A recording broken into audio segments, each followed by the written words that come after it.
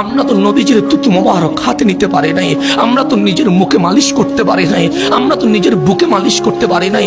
শুধুমাত্র ইয়া রাসূলুল্লাহ বলেছি, তাতেই আমি বেদাতি হয়ে গেছি।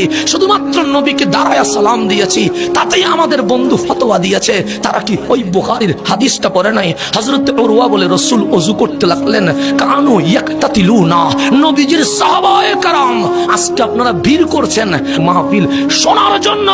আর মদিনার মানুষ মাহফিল শুনতে যায় নাই, মদিনার মানুষ নবীর কুলির পানি নিতে গিয়েছে।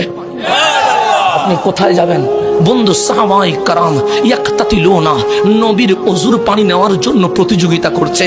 আমি কুলি করলে কে নিবে? কিন্তু রাসূল কুলি করছে। সাহাবায়ে কেরাম বলেন, নবী রে, আপনারে পেয়ে আমরা ধন্য হয়েছি, আমরা আপনার কুলির পানি নিব। আমার নবী নাকে পানি দিলেন, সাহাবায়ে কেরাম নাকের পানিগুলো নিয়ে নিলেন।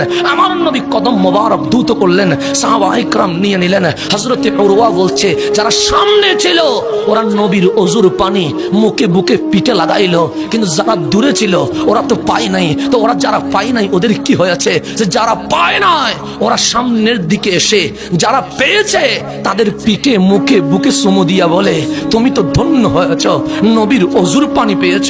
আমি যেহেতু পাই নাই, তোমার চুমা দিয়া নবীর ওযুর পানিটা একটু বরকত নিতে চায়। সাহাবায়ে কেরাম আমাদেরকে নবীর তাজিম শিখিয়ে